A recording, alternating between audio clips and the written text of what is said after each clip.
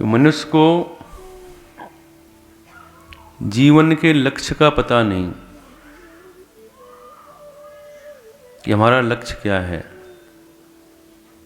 और मानव को ये ज्ञान भी नहीं कि इस जीवन में मेरा क्या कर्तव्य है, मुझे क्या करना चाहिए और क्या नहीं करना चाहिए, और मैं क्या कर रहा हूँ। देखा जाए तो खाना पीना, सोना, खेलना, संतान उत्पन्न करना, यही जीवन नहीं है। ये सब कार्य तो पशु भी करते हैं। आहार विहार का ज्ञान पशुओं को भी है। पशु भी भोग भोगते हैं, और मानव केवल भोगों के लिए, भोगों के पीछे अगर हम पागल बने तो मेरे प्रेमियों, मानव और पशु में क्या अंतर है? कोई अंतर नहीं है। तो मानव का लक्ष्य क्या है? उस परमात्मा की प्राप्ति, जिसकी हम संतान हैं। ईश्वर अंश, जीव अविनाशी। हम ईश्वर के अंश हैं, उन्हें हमें प्राप्त करना है। यह जीव अनेक जन्मों में संसार में भ्रमण करता रहता है और सुख दुख भोगता रहता है। पर मानव में एक विशेष बात है मनुष्य योनि में। वो क्या है? कि मानव के अंदर विवेक है, ज्ञान है, वो किसी और योनि में नहीं। भगवान कहते हैं कि जितनी भी योनियां हैं, वो मनुष्य मुझे अत्यंत प्रिय है। तो इस नौका रूपी शरीर जो हमारा है, इसके कर्णधार गुरु हैं। रामायण में भगवान राम ने ज्ञान दिया कि बड़े भाग मानुष तन पावा, सुर दुर्लभ सब ग्रंथ ही गावा।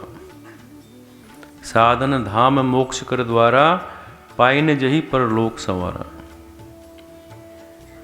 तो मानव का शरीर उस परमात्मा ने हमें दिया है प्रभु की प्राप्ति के लिए, पर हम इस जीवन को व्यर्थ में गंवा देते हैं।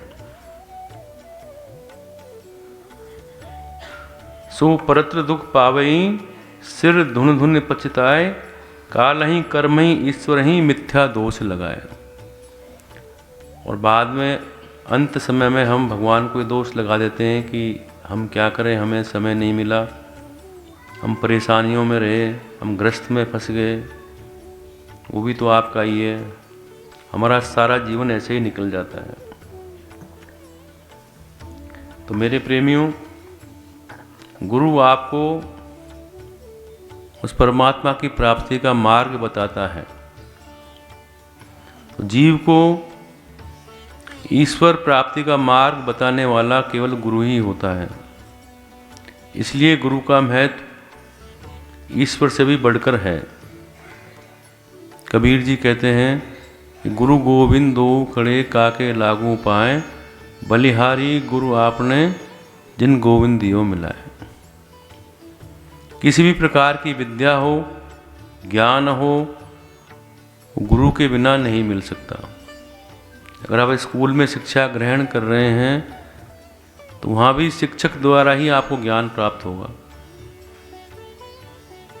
अबोध बालक होता है, उसको माँ के द्वारा ज्ञान प्राप्त होता है। माँ को भी गुरु बताया गया है। तो गुरु के बिना ज्ञान की प्राप्ति नहीं होती, और बिना विधि के हम कोई भी कार्य करते हैं तो निष्फल हो जाता है, उसका उचित फल हमें प्राप्त नहीं हो पाता। तो गुरु की शरण में हमें जाना पड़ता है और उसके बताए हुए मार्ग पर हमें चलना पड़ता है। और उस मार्ग पर चलने के बाद हमारे अंदर आत्म रूपी ज्ञान के तेज का प्रकाश होता है, जिससे सभी पापों का नाश हो जाता है। सबसे बड़ा तीर्थ, कबीर जी कहते हैं कि सबसे बड़ा तीर्थ गुरुदेव ही हैं, जिनकी कृपा से सब फल अनायास ही प्राप्त हो जाते हैं। अगर हमारी गुरु में पूर्ण श्रद्धा है तो उनका निवास स्थान ही काशी बन जाता है। वो मोक्ष प्रदान करने वाला है। गुरु के चरण ही श्री विष्णु के चरण हैं। मानस में तुलसीदास जी वंदना करते हैं कि बंदौ गुरुपद पंकज कृपा सिंधु नर रूप हरि, महामोहतम पुंज जासु वचन रवि कर निकर। तो गुरु का हमारे जीवन में बड़ा ही महत्व है। गुरु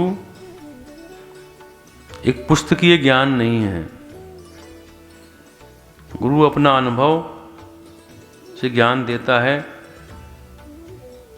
भगवान शिव ने भी यही इसको जोड़ दिया अनुभव के ऊपर कि उमा कहूँ मैं अनुभव अपना, सत हरि भजन जगत सब सपना।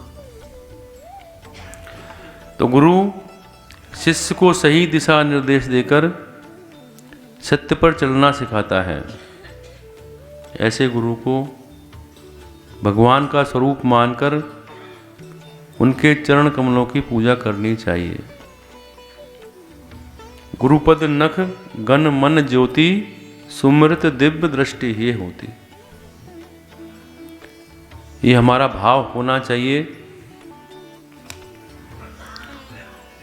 तो इन सब से छुटकारा पाने के लिए जितने भी हमारे जो संसार में व्यक्ति धन मान प्रतिष्ठा प्राप्त करने के लिए छल कपट चोरी पाप कर्म करता है, इन सब का कारण विषय वासना भोग की प्रवृत्ति होती है।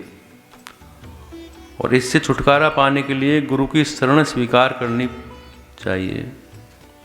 पर वो गुरु कब कृपा करेंगे, वो भगवान कब कृपा करेंगे कि निर्मल मन जन सोमोई, निर्मल मन जन सोमोई भावा, मोह कपट छल छिद्र न भावा। जिसका मन निर्मल हो, पवित्र हो, वो मुझे प्रिय है।